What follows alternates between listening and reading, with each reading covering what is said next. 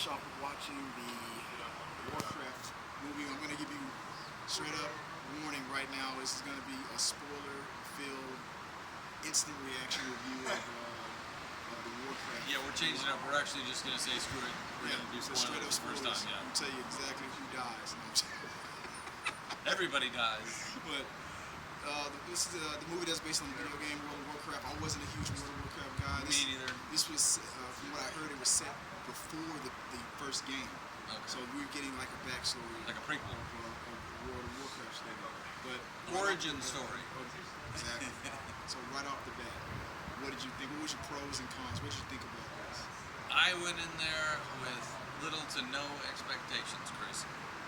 But I was very pleasantly surprised that the action was a lot better than they said.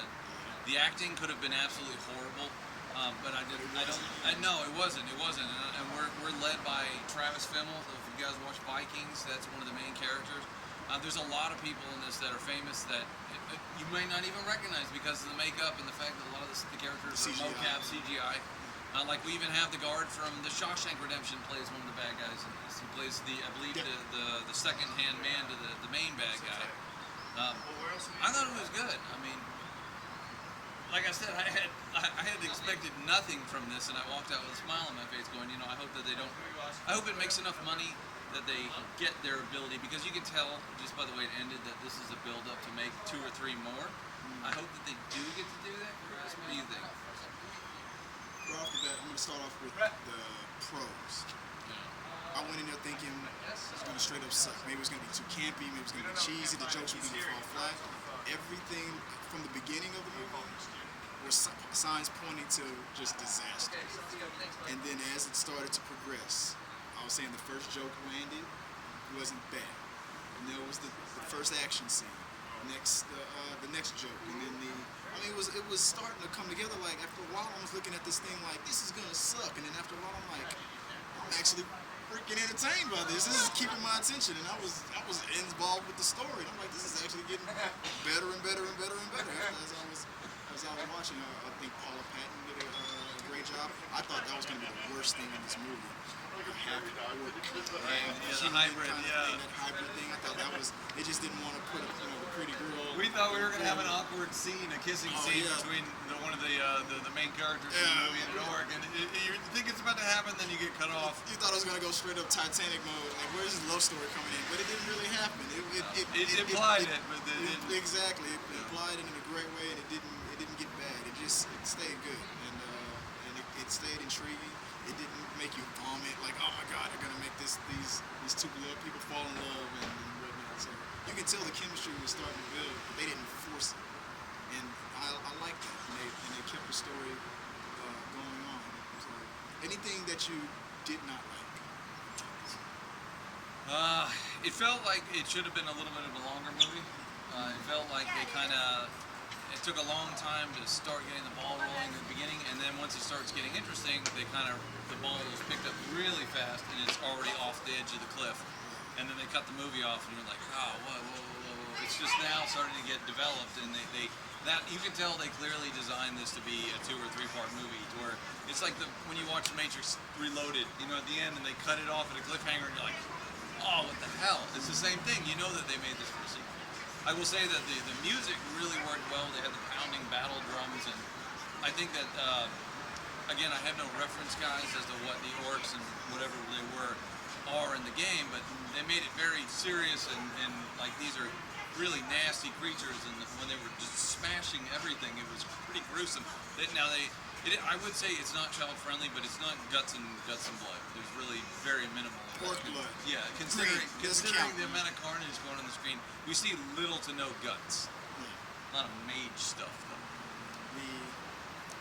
The thing one thing I guess that kept repeating in my head, at the very beginning, it felt like it started off kind of cheesy, but then they cut that out immediately, and then it got better. So I couldn't complain that it was cheesy.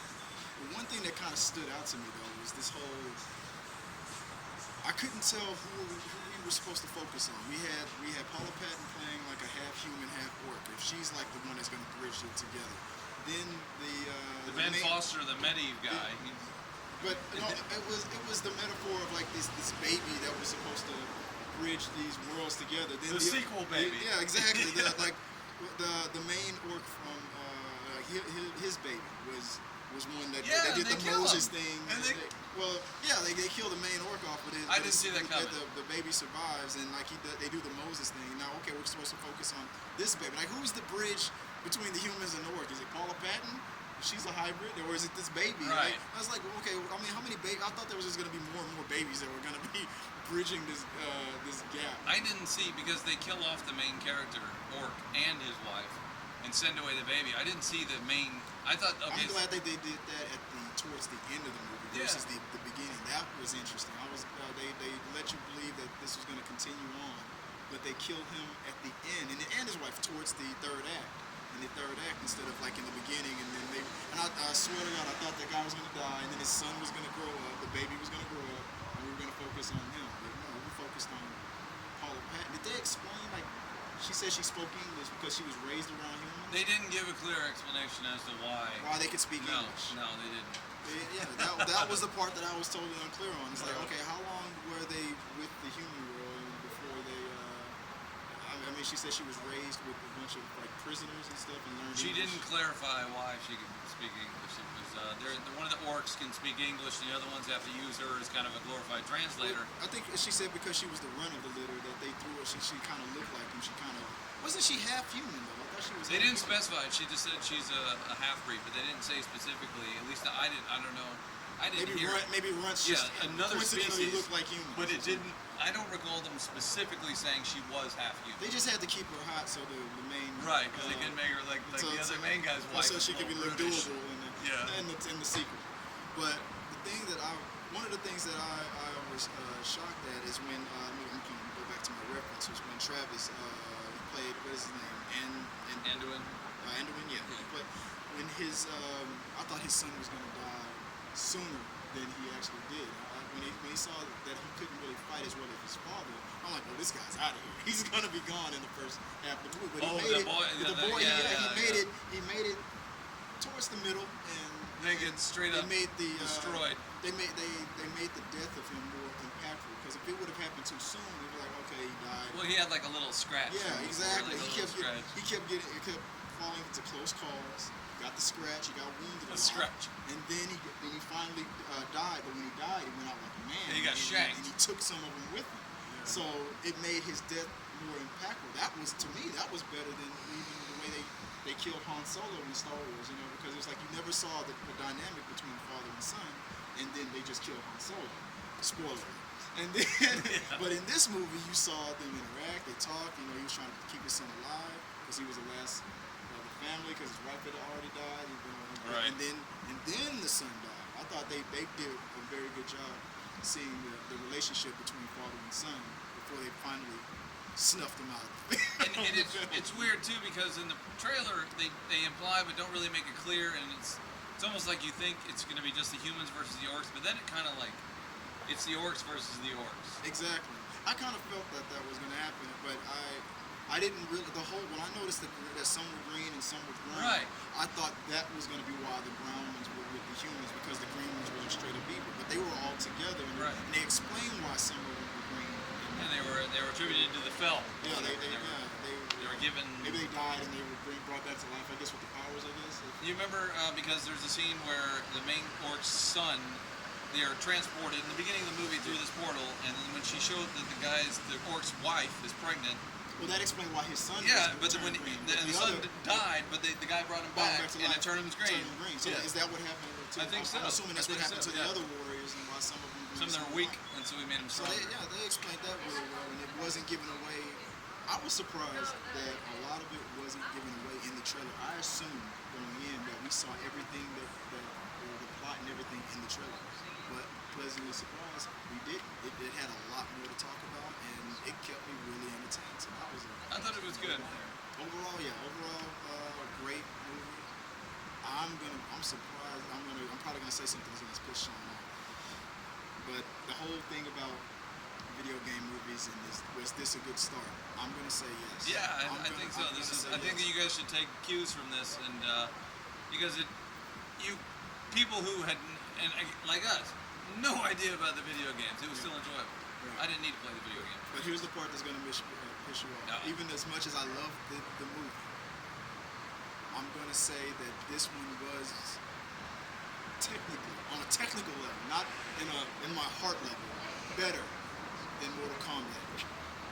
I would have to agree that it's an overall. No, seriously, I'll give Thought he was gonna hit me. No, I'll say it when it's due. This was like $160 million big tentpole budget thing, so. Well, not because of the money and all that. Just because I think fun that they factor. spent a lot more time making this than they did probably in Mortal Kombat, and I think there's a lot more sustenance. The parts where Mortal Kombat could have been very, very cheesy and bad, you kind of saw it in some scenes and whatnot.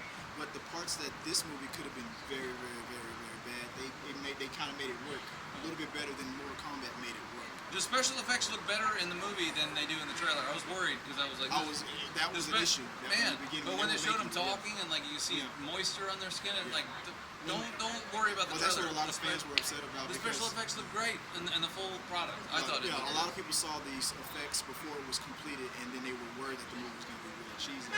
The finished product, don't worry, is worth the price of admission. Good thing we saw it for free. That's right. I would have paid. Now I'm gonna admit I would have paid to see this movie. It was good. So and I got the. Yeah, we won. We got got this free T-shirt. drawing. So T3M, baby. T3M is winning, so they rigged it for us. But overall, I'm gonna say 7.5. I'm probably leaning 8 out of 10. 7 to 7.5. I'd say so it's close. 7.5. What did they say? There's always room for improvement. There's always room for improvement. I'm gonna say that this to me felt like at first I thought that if this was gonna give you another Star Wars reference, I thought this was gonna be a New Hope.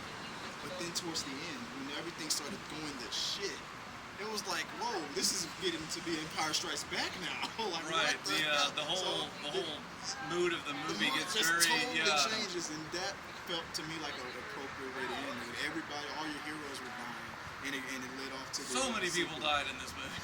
And brutal. So I was like, oh my god. So I had to put this on an Empire Strikes Back level. So that was a plus for me. So guys, go check out Warcraft. We're gonna be giving away free tickets to see Warcraft too. And we're gonna explain that on our next video when we give our thank you for 300 subscribers. So we still got time. We gotta do the drawing. We're gonna do that in the next video. So get ready for that. Remember, every time we hit 100 subscribers, we're giving away free stuff. But we just decided today that we're gonna change up the rules. Every time's a little different. Every time we're gonna have a new way of winning the tickets. So we're gonna explain that in the next video. But until next time, guys, this is Chris and Sean talking to the medias.